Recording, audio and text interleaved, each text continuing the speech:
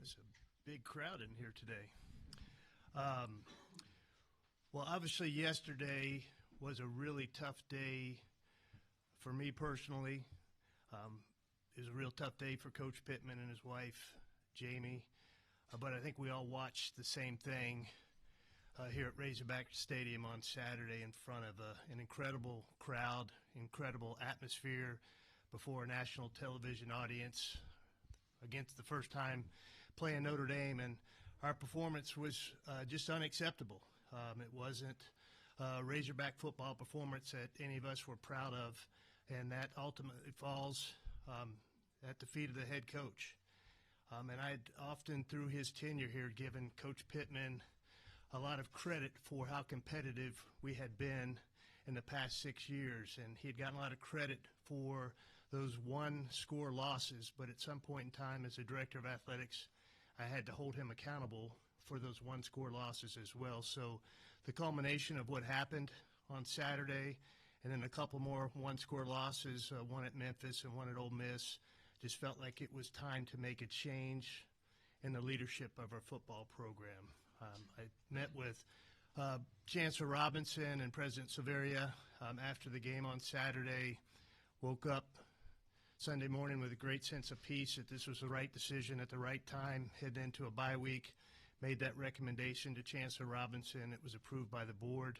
I went to visit with Sam and Jamie at their house, ironically at their kitchen table, which is the same place that I hired them at in Athens, Georgia 6 years ago. As you can imagine, Sam was incredibly gracious, incredibly thankful for the opportunity that he had to be the head coach at the University of Arkansas, and made a really tough day as well as it could for me as the director of athletics. I then met with Coach Petrino at my house, asked him if he would be willing to serve for the remainder of the season as our interim head football coach, and he accepted that opportunity. And with that, we will open it up for any questions for Coach or myself. I'm wondering, Hunter, on the decision to fire Sam, did the timing of things that have come with the portal being moved to January, does that make it an easier decision on when to change coaches and stuff versus maybe in the past when Sam hasn't had success and December portal opens? I mean, the portal is a key factor in this, but I think more than anything, it was just heading into a bye week to have a transition with the head coach, having a bye week before we head to Tennessee. This was kind of a natural point to make that. We've got another bye week coming up later in the season, but I just felt like how we performed on Saturday gave me a little indication that maybe Sam had lost the team a little bit because they generally had played really hard for him throughout his tenure. Coach Petrino, I'm sure you didn't come to paint. You look like you've made a lot of decisions early on with changing up the staff.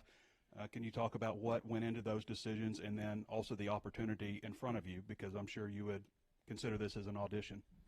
Yeah, first let me say how thankful I am to Coach Pittman for bringing me here and giving me this opportunity to come back to a place that I love. Very grateful for Hunter and Chancellor Robinson and the Board of Trustees for allowing me to come back a year ago and be an assistant coach here and then being able to do this. You know, whenever you make a decision, you base it off of, number one, what's best for the team. Number two, what's best for the individual players. And I felt that, you know, it was in our best interest to do what we did this morning for our players to improve individually, get a little bit more motivated, and I think it'll help our team overall get out on the field and compete and find ways to win a game. Hunter, I'm curious, is Sam's buyout, is it exactly how it's laid out in his contract, or did y'all negotiate that at all? Yeah, we negotiated in the middle of, you know, right now he's at 75%. If we'd waited till October and if the season continued the direction it was, he would have fallen below 500. So part of our meeting was getting his representatives on the phone, and we landed at a sweet spot for both of us. I thought it was 62.5%. It saved the university about $1.5 million and kind of fell between that 50 and 70% mark, 75% mark. And then moving forward, when you're looking for the next head coach, are you confident that there are resources in place, you're going to be able to attract quality candidates, especially given your recent comments? Yeah, I mean, coming out of our board meeting last Friday, I received kind of a charge from our board to come back to Chancellor Robinson and then with a plan of how we can increase the head coaches pool, the assistant coaches pool, the support staff pool, the operational pool moving forward, and how we would support the increases in that. And I'll have an opportunity to do that in the next couple of weeks, and I truly believe that we will have everything that we need in place to attract the best head coach for our program and give that head coach the resources they need to be competitive in the SEC. Coach, what might you be able to do to help improve defensive play moving forward, and are there any other changes imminent to fill the spots that are lost? Yeah, I mean, the first thing we have to do is get back to the principles of good defense, which is get into a great stance, get into a great alignment, run full speed to the football, shed blocks, and tackle well. To stop people on offense, you have to stop the run first, and we haven't been able to stop the run first. Some of it's been our fits by our linebackers. Some of it's been errors. So we're looking right now at really finding out what our base defense is going to be from here on, and then build the package out of that and simplify a little bit. If we simplify and play faster and full speed, then we'll have a better opportunity to stop people. It's been a whirlwind the last couple of days, but I wonder if you've met with the team, and if you haven't, like what your message might be, and then, Hunter, will you meet with the team as well? Yeah, the plan was to meet with the team this afternoon at 2:30. I've seen a lot of the players individually around the complex this morning, but team meeting's at 2:30. What might be your message at that point? Well, we got a number of things to talk about, but number one thing is that you have to get used to change. Your whole life there's going to be change. So how we handle that, our attitude on how we handle that, our positiveness on how we handle that, will determine how quickly we improve.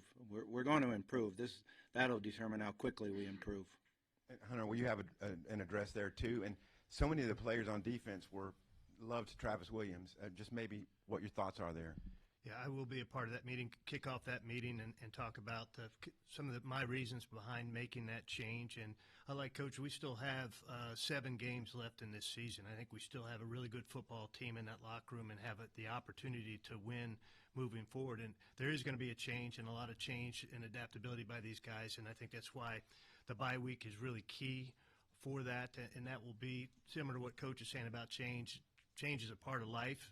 And how you respond to change will really tell you a lot about your life moving forward. And so I think we've got some really good kids in that locker room that will respond well to this change. It's not going to be easy for them, but that will be my message to them. Hunter, obviously you were the one that hired Coach Pittman. I'm wondering, as you kind of enter a second coaching search, whether it be Coach Petrino or somebody else, what maybe did you learn from 6 years ago that you can take into this year? You learn something from every coaching search. They all take on a life of their own. We've got a little bit longer runway on this coaching search and have a chance to get out ahead of that a little bit. Coach Petrino, as we met yesterday, I mean, he accepted this opportunity with the understanding that he also wanted an opportunity to formally be a candidate for our head coaching position, and he will have that opportunity. But we'll also subsequently run a search for our next head coach at that same time. And I've got a little bit longer runway to do that and to do my due diligence and do some really good research. And we'll find a good candidate, whether that's Coach Petrino or someone else. And then Coach Petrino, obviously Coach Smith will take the title of OC even though you'll keep the duties. Just maybe does his role maybe formally change at all, or what kind of do you see on that side of the ball and some of the changes there? Yeah, his role will change a little bit. There won't be a time where I'll have to step out of the room more. I won't be in there at some parts of the game planning. Kobe's a guy that played for me many, many moons ago and played professionally for the Chiefs, did an unbelievable job. He's been handling a lot of things anyway, like when I decided to make the decision to go up in the box, and he's handling the pregame information with the players and some of the things at halftime after I have to leave. I think he'll do an excellent job. I'm still going to call the plays, and something I love to do, and I'll be in the meeting room as much as possible, certainly game planning and working on, third downs and situations. But I feel really comfortable when I step out of the room that they won't miss a beat. He'll just continue the meeting. That's one of the most important things is when you're the head coach and you step out of the room is that they don't just sit around and drink water, that you have a leader in there that'll take charge and continue as if you were still sitting in the room. $100 million in buyouts to be paid out. You've talked a lot about financial in this revenue share era. What is the financial plan moving forward? For the buyouts, we'll pay those out over the next 3 years, most likely from reserves in the Razorback Foundation, but we have the resources to pay those buyouts. We don't have any lump sum payments other than Coach Pittman's retention bonus. Everything else will be paid out over the next 3 years for him, and the assistant coaches all have roughly a year and a half. But the assistant coaches all have a duty to mitigate within their contracts as well that will help bring the value of those buyouts down. And Bobby, some defensive players took to social media with a thumbs down after this morning's dismissals. What's going to be your message to them? Yeah, I mean, pretty much what I said. We all got to learn that there's change and there's things that happened. I think in football you have to always talk about courage and being courageous, and I think that's part of what we have to do now as a team is understand that we all have to take the arrow in the forehead. We didn't win Saturday. We didn't perform like we needed to offensively. We didn't do it defensively. We didn't come up with any big plays on special teams. So it's all of us, and we just got to get together and become one. That's, I think, one of the issues we've had is the separation in offense and defense. We need to be able to come together as one unit.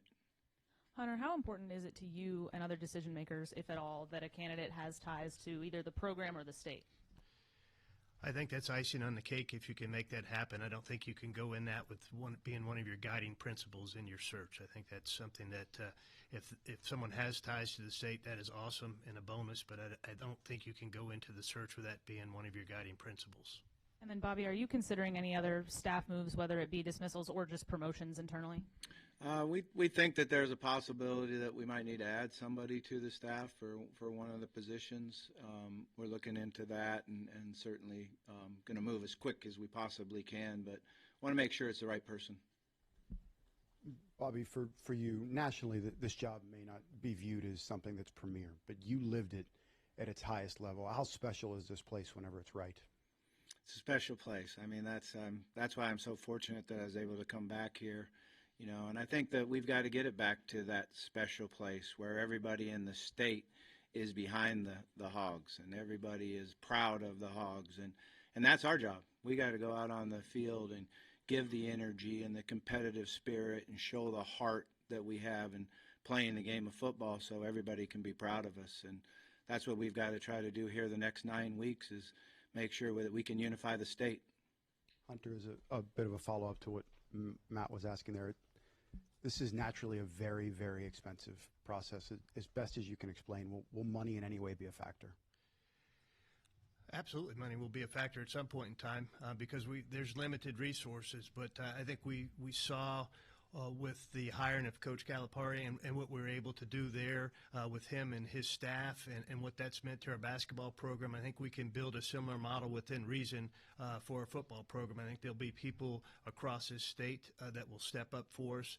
I think there's an opportunity for the university to potentially help us, and we're continuing to look at new ways to generate revenue within our athletic program. Our football program is far too important to the overall health of our athletic program for us to take it for granted.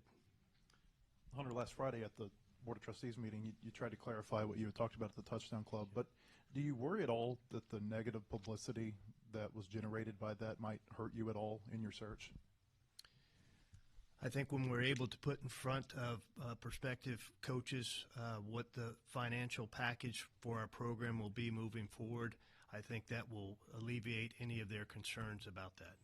And, yeah, I mean, as you well know, AD jobs oftentimes are tied to the success of a football program. Do you think you're going to be able to lead this search? I have not received any other indication to the contrary. One more for you. You've talked about finances and being able to compete at a championship level, like you said. Do you feel like Sam had the financial commitment to be able to win at the level you wanted him to? You were at the board meeting, and I gave you some statistics where our head coach compensation, our assistant coach salary pool, our support staff salary pool, and our overall operating budget ranked towards the bottom of the Southeastern Conference. I think with that information, Coach Pittman did not have the resources he needed to appropriately compete in this conference right now. Hunter, I know there's been several jobs that have opened across the country. Several of them have started developing plans to kind of improve their financial situation. Virginia Tech is presenting here, I think, in a day to bring their budget up by an average of $50 million. How aggressive will you be in trying to improve the financial stability of the department, but also the NIL situation, so when you do go out there and you're presenting your future to a coach, that they feel confident that they're going to be able to be competitive against the other SEC players? Yeah, so I think I think there's some misinformation out there about how competitive we are going to be moving forward in the NIL space. We've had over $500,000 of agreements that have gone through the NIL Go system by way of our student athletes. It's roughly $15,000 per agreement. The national average is about $5,800. We have an NIL strategist within our front office. Our team at Learfield is actively soliciting opportunities for our student athletes to have NIL agreements. We're at full level, the cap, from a revenue sharing standpoint. So whoever the next football coach is going to have the resources from a revenue sharing percentage and NIL to compete within this conference. Bobby, you guys are going to have the full team meeting later, but you said that you've seen some of the guys individually around the facilities. Just what have their reactions been to all the news so far, and just what have you said to those guys? Yeah, I mean it's obviously mixed reactions. We got some people that are excited and energized, and we've got some people that are hurt a little bit right now. Their feelings are down, and that's natural. That's how it goes. And I don't want to minimize their feelings and how they are, but at some point we've got to step together and move forward. And the quicker we do that, the better that we're going to be. And then Hunter, what are maybe some of the qualities you're looking for in the next head coach? Be that Coach Petrino or an outside hire, just what are some of the characteristics you're looking for in the next coach? I think you have to have someone first and foremost that's a proven winner and proven that they can build a program. Someone that can come in and establish what your culture is going to be as a football program on both sides of the ball, in special teams. You want somebody that can that has some energy and can re-energize this program and re-energize our fan base, ties to what it means to compete within the Southeastern Conference, I think is really key. But I think, probably the keyest thing is they've got to be able to embrace and adapt to what is a changing environment in college athletics, and to be able to have some advanced scouting that's really in depth, and you can go head first into the transfer portal, and that's the way you're going to build a program quickly. And the days of bringing in 25 or 30 freshmen and thinking that you can turn a program with freshmen, they're going to go by the wayside, especially in football. And you've got to be able to really use that transfer portal, and that takes some in-depth advanced scouting across Division II, FCS, G6, and even Power 4, so that when that transfer portal opens up, you're ready to hit the ground running, and we're going to provide that staff with the resources they need to do so. Coach Petrino, you spoke about change and talking with your players about change coming up this afternoon, and whether that is something they buy into or not is something that they have to decide. What is the best case scenario for this team going through this change right now in your eyes? Well, the best case scenario is we come out tomorrow and we work hard, and we practice hard, and we get well prepared in how we're going to change the defensive structure and how we're going to go about running to the football and tackling well. We got to go back to some individual drills, tackle circuits, pursuit circuits, and turnover circuits, and do the little things that make the difference in the game. So I'm excited about the way our staff has been handling it and the plan that we have going forward defensively. Offensively, we've got to get back where we get the ball across the 50-yard line and we go score touchdowns like we were early in the season, and that hurt us the last three halves, that we weren't able to convert touchdowns when we crossed the 50-yard line. So we're going to continue to work hard on that. And then we got to come up with a way where we can make difference-making plays in special teams. Right now in special teams, we haven't had a big return, block punt, forced fumble that turns into points. So to score a lot of points, you have to score in all three areas. And then for you, Hunter, just curious as coach about the schematics of the team. What do you want to see what would you ideally see out of the fans here in the last 4? You still have 4 home games left. Obviously a tough one over the weekend, but with Coach Petrino, you talk about energy, excitement. What do you expect the fans will show back to you? Well, we have one of the most passionate fan bases in all of college athletics, as demonstrated by what we saw Saturday at 11 a.m. as they showed up. And you see that across all of our sports. And so I hope our fans will come out and give these kids 100% support. And I hope in return, the kids that you see on the field will give 100% maximum effort and show that energy. And I think this is a state that, boy, if they see that team playing really hard and carrying some of the characteristics that Coach is talking about, they'll get behind him, win, lose, or draw. But they want to see that effort. I know our fans want to see that effort on the field. And I think that was something that was really glaring Saturday, that there was not a great deal of effort. And I think you'll see that change as we move forward. Coach, in the past when you've talked to us, you've talked about how much you've enjoyed being back in the classroom with the quarterbacks and doing all the offensive stuff. What makes you want to take on more than that now? What makes you interested in the head coaching job again? Well, I love the game of football, and I love the University of Arkansas and the Razorbacks and being back in the state. And I was asked if I would want to come back and serve as the interim head coach, and I felt, like it was my duty to do that. And I'm going to give everything I possibly can do.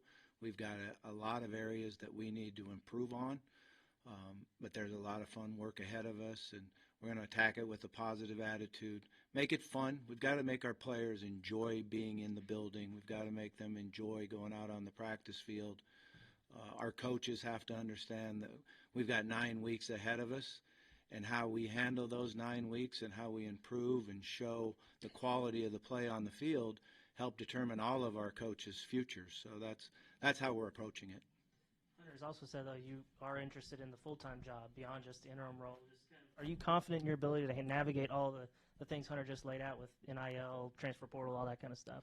I am, but my focus right now is 9 weeks. That's where I want to put my whole area into. Is we've got a team sitting there, players that need to be uplifted, and it's our job as a staff to go in there and show them how we can be successful and have fun with it, but also get out on the field and compete like Razorbacks compete. And then for either of you, with the coaching change, there's a 30-day window for the portal. Have any players indicated that they intend to enter, or do you anticipate that happening? We have not had anybody that has entered yet. I think they need to just understand what it is all about. A time to enter right now is really does nobody any good. It's not where they can transfer and go play and do that.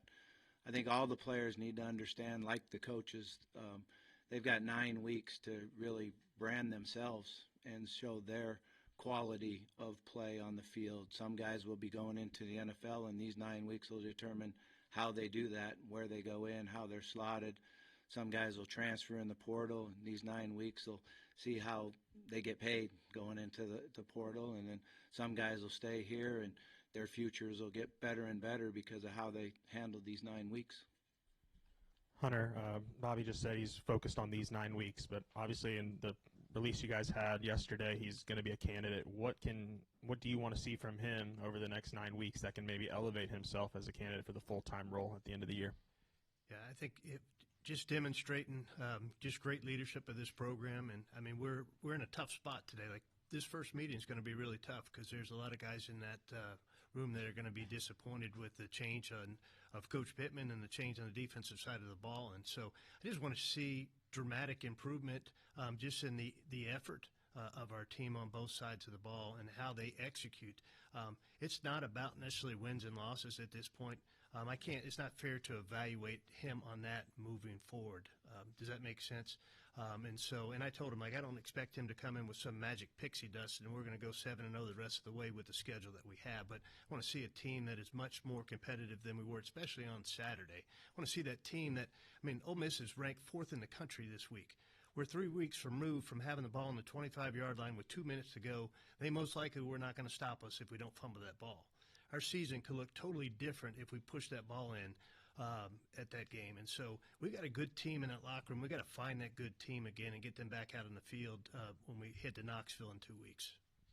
You kind of touched on my next question. It seems like this kind of accelerated. Is that fair to say that, given where you guys were against Ole Miss, that maybe these 2 losses against Memphis and Notre Dame have just kind of really accelerated this? Absolutely. Yeah, I did not see the performance that I saw Saturday coming, quite honestly. I thought we'd be really competitive in that game and that we'd come out with a lot of energy and a lot of passion and a lot of fight. And I don't think any of us saw that on that field on any aspect of the game. Hunter, is there any thought to making an in-season change that it gets you maybe ahead of the curve in terms of being able to talk to potential candidates? Sure. Yeah, I mean, you obviously get ahead of anybody that's going to make a change anytime later than you make a change.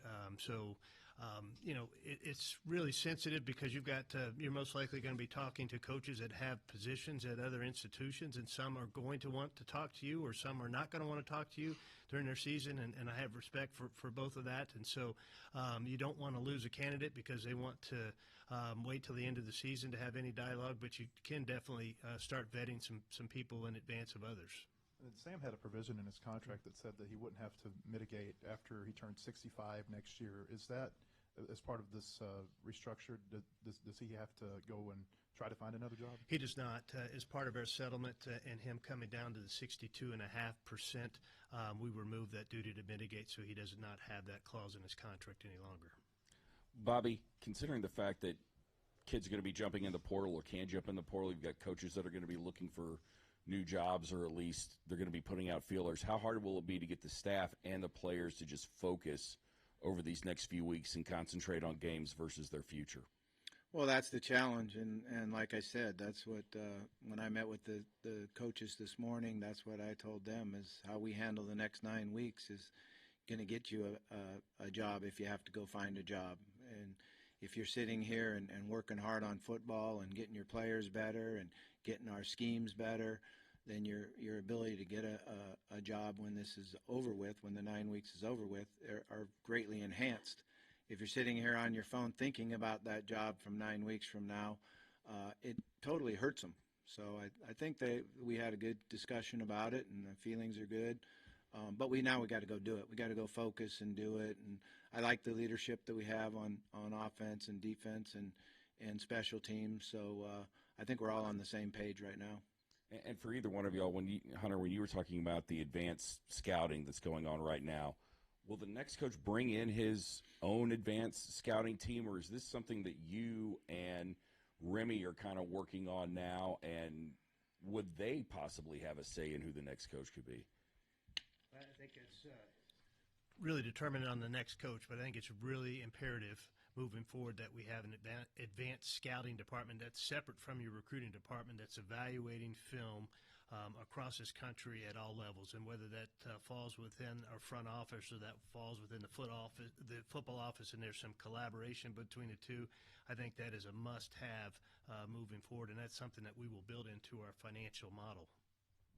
Coach, last year you're on the sideline, up in the box to start the year. Now you're heading back down to the sideline. Is that going to give you any advantages offensively with changing things or just making it in general? How is that going to help you coach your offense? Well, I've called a lot of games from on the sideline, and I missed being down there a little bit. I didn't know if it was the right decision to go up or go down, but I felt like going up in the box, I'd be able to focus and concentrate more on ahead, the next series, and looking ahead to what the next calls are. But I am used to being down on the field, and I missed being down there and seeing the players' eyes and seeing the intensity, maybe being able to change some of the intensity. So it'll be fun to be down on the sideline again.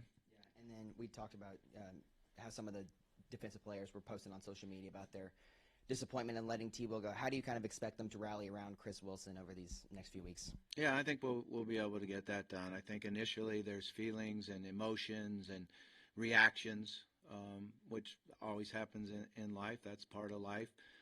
And then you got to settle down and say, okay, what's the best avenue for me going forward? And that's to have a positive attitude, get better, improve yourself. this week, improve in the weight room this week, improve on the practice field this week. We've got to do a great job, too, understanding that nobody in the room today, when we're in the team meeting room, lets their grades go down because of a situation like this. So our ability to have self-control and understand what my goals are, they're still sitting right out there for everybody, so we got to go grab them.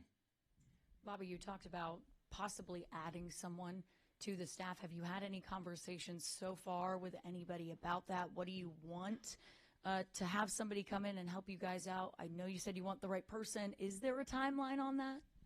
Not necessarily a timeline. I think the thing is the fit, and what we're going to do position-wise, it'd either be somebody on the defensive line or linebacker spot that would be a great fit for us. And certainly I'll have a lot to do with that, but Chris will have something to do with it too. He needs to feel comfortable and have somebody that he feels will help him in the way he wants to coordinate it. And Chris is specific. What's your relationship with Chris? I know he's had coordinator experience in the league, and just what's your experience with him, and what will his responsibilities be? Yeah, my experience goes way back to having to battle against him when he had all the great defensive linemen at Mississippi State, the Fletcher Cox, and all those guys that we had to try to not sack our quarterback. So that's when I first started to know who he was and know about him. Very, very impressed with what he's done throughout his career. Guy's got a Super Bowl ring. He brings a lot of credibility into the room. I've been enjoyed watching him on the field in the camp and throughout the practices that we have. He's very intense, and he understands what you need to do to stop people. We'll be more disciplined, I think, and our guys will run full speed to the ball. Somebody essentially fill your spot on, another permanent staff member on offense too? No, I still got, quarterback responsibilities I'll have, but I'm fortunate enough I have a young man that's been with me now for, I think, 4 years, working with me with the quarterbacks, and sometimes, if I got to go to another room, he'll continue the meeting, does a great job, Miles Fishback, and we've been together for a long time now, and he knows how I think and how we want things done, and certainly the players in the room, the quarterbacks in the room, have a lot of confidence in him.